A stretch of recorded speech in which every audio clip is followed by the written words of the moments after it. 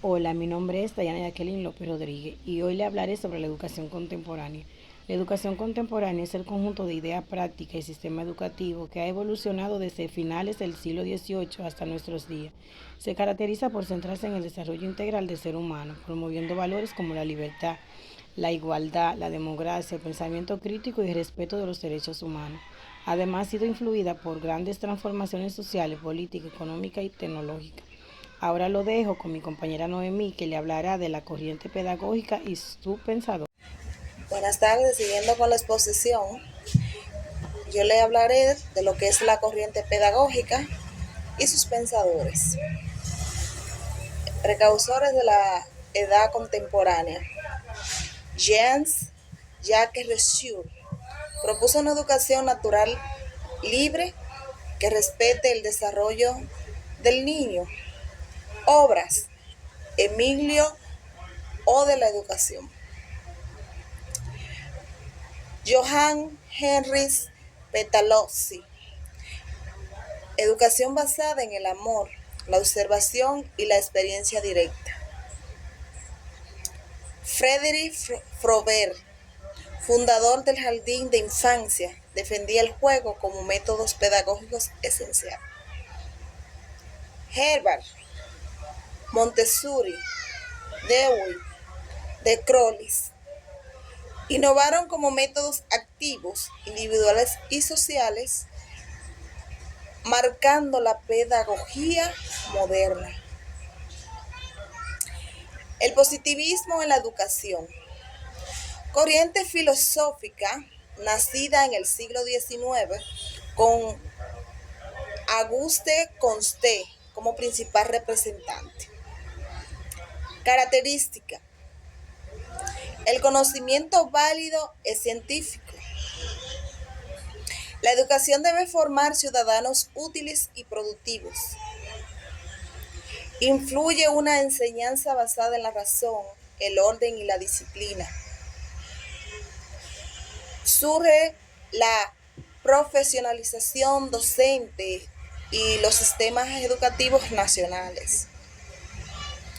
Importancia: el positivismo estableció una base sólida para la educación, sistematizada, estructurada y con un objetivo claro, aunque en ocasiones limitó la creatividad y la expresión individual.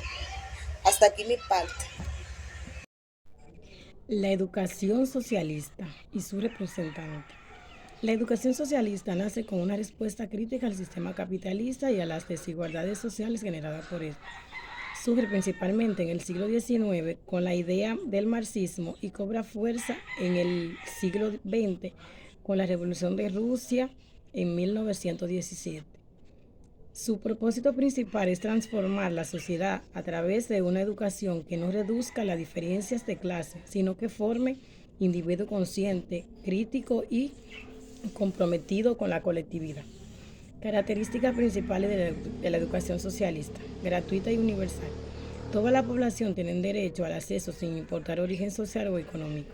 Laica y científica. Se eliminan los dogmas religiosos, se basa en el conocimiento científico y la razón.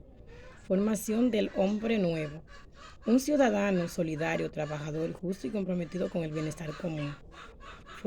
Vinculación entre estudio y trabajo. Se integra el trabajo productivo en el proceso educativo para fomentar la autodeficiencia y el sentido de comunidad.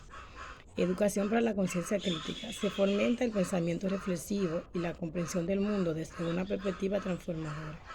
Importancia. Esta corriente impulsó grandes reformas educativas en el país, como la Unión de Repúblicas Socialistas Soviéticas, Cuba, China, y también influyó en movimientos educativos en América Latina, sobre todo en los sectores populares y rurales. Precursores de la educación socialista, pensadores clave: Karl Marx, 1818-1883, filósofo y economista alemán. Aunque no desarrolló una teoría pedagógica como tal, sentó la base ideológica del socialismo. Consideraba que la educación debía liberar al ser humano de la opresión capitalista. Criticaba la educación burguesa por mantener la desigualdad de clase. Proponía una educación integral académica, técnica, física, unida al trabajo social. Engel, 1820-1895. Colaborador Marx. También defendía una educación para todos sin privilegios de clase.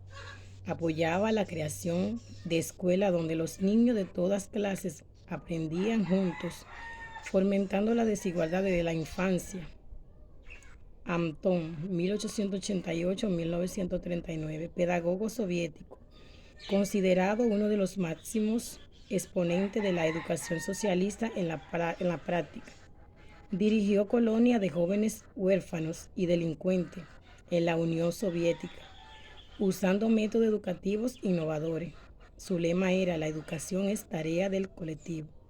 Fomentaba el trabajo en grupo, la disciplina cooperativa y la responsabilidad mutua como jefes para formar al ciudadano socialista. Nadezhda, 1869-1939, educadora y revolucionaria rusa, esposa de Lenin, luchó por la alfabetización de la masa tras la Revolución Rusa. Creía en una educación ligada a la vida real y al trabajo. Promovía una pedagogía activa y participativa, con materiales accesibles para todos. Defendía que la educación debía formar no solo en conocimiento, sino también en valores como la solidaridad y la conciencia de clase. Paulo, 1921-1997, educador brasileño, influencia socialista crítica. Desarrolló la pedagogía del oprimido, centrada en la liberación del ser humano por medio de la educación. Sostenía que educar no es transmitir conocimiento, sino dialogar para transformar la realidad. Propuso una metodología basada en el diálogo, la reflexión crítica y la acción. Aunque no pertenecía al sistema socialista soviético, su pensamiento ha sido clave en los movimientos de educación popular en América Latina. Impacto de educación socialista en el mundo. Unión de Repúblicas Socialistas Soviéticas. Se creó un sistema educativo estatal, técnico y científico, con énfasis en la formación para el trabajo. Cuba, después de la Revolución de 1959, se erradicó el alfabetismo. En poco tiempo, la educación se convirtió en un símbolo de justicia e igualdad. China, bajo el modelo maoísta, la educación fue utilizada para ideologizar y movilizar a las masas, con importante avance en acceso, pero también con limitaciones a la libertad académica.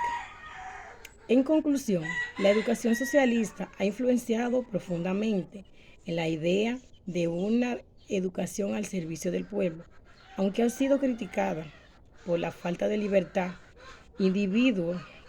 Algunos contextos también han demostrado el poder transformador de la educación cuando ésta se enfoca en la justicia social, la desigualdad y la conciencia crítica.